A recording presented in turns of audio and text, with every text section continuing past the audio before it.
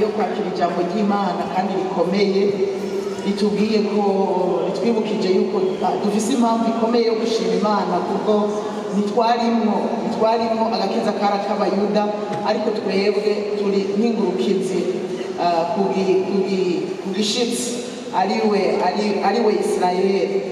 Ni impamvu yo gushima Imana. Numvise ari ikintu gikomeye cyane uze gusubiramo n'aya majambo twasomye mu Baroma igice cya 11 uze kuyasoma n'amajambo akomeye cyane. Umwami Yesu abahezagire cyane.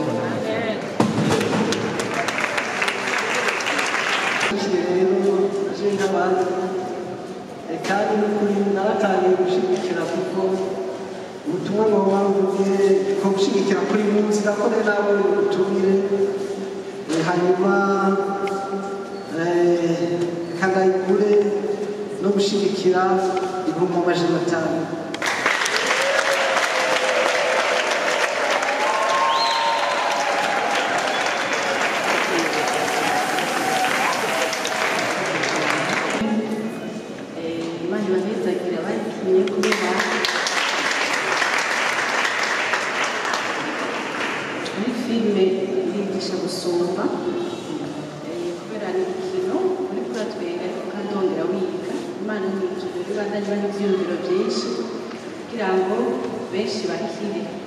hanyuma igiti wanje n'umuryango wanje nuko tutavuganye nzoha 500,000.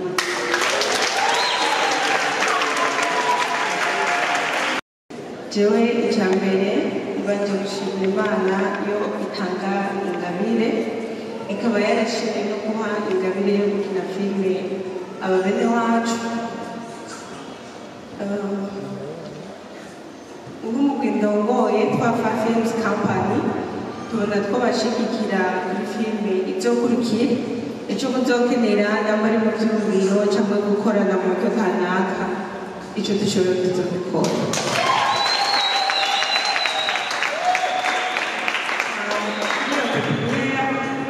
Libera arashobora kubivugaho. Yesu ashimwe. Amazina yanjye nitwa Libert Iradukunda, Jesse Umuhinga muri ibi bintu, ariko nize ko umuhinga atari umuntu yabikoze kera, atari umuntu amaze gukora amafilime menshi, atari umuntu amaze kuja hanze, ni umuntu yiga umunsi ku munsi. Ni mukoma amashyi. N'amakuru isubiye rero bagakora katumvise. Nimwabyumvise atari bajya bapfigo gusa babwiwe mwese subiramo, hariho n'abariko baragenda batari bwashikire baje. Murakoze cyane.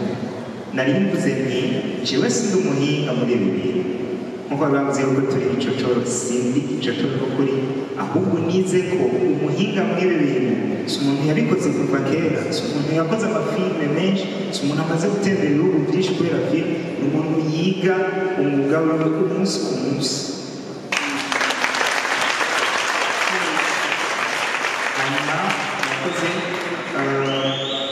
Jewe mpere kuri commentaire ndaza gushika kuri pepiniere Nyanza. Icya mbere ndabateye intege, video yose nubwo yoba ari y'amasegonda 5 iragoye gukora, turetse filime long metrage nk'iyi. Nuvuga rero ndabateye intege cyane, ariko ngira ndabaterere ikintu ndazi ko muza kumubera amashyi, jewe umuntu nzoba ntaterereye ikintu mu bantu bose baje ngaha. Mwami muvuga ngo abakinnyi ba filime si ikorwa n'abakinnyi gusa, hariho ekipe tekinike. Hari nigeze mbona burya umukameramani adahari, the light man adahari, n'ibindi byose abafata ntabyo twabona. Je ndabakenje bari abantu bari inyuma ya kamera batabonetse hano. Hanyuma nongera saba mwebwe mwakoze iyi filime, jewe ndabaterereye intererano yo mu mutwe. Turafise Burundi Film Academy, kubera ko nibaza ko iyi filime mwakoze namwe muyiravye uko biri kose ntirangira ku rugero rwa za ziri nka mamuraba muhira.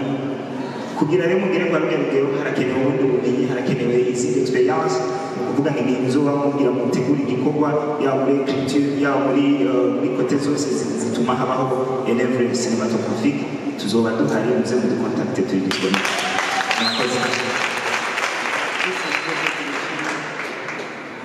Nzoba ndabahaye 1 0 0 0 shyira mu biseke 0 0 6.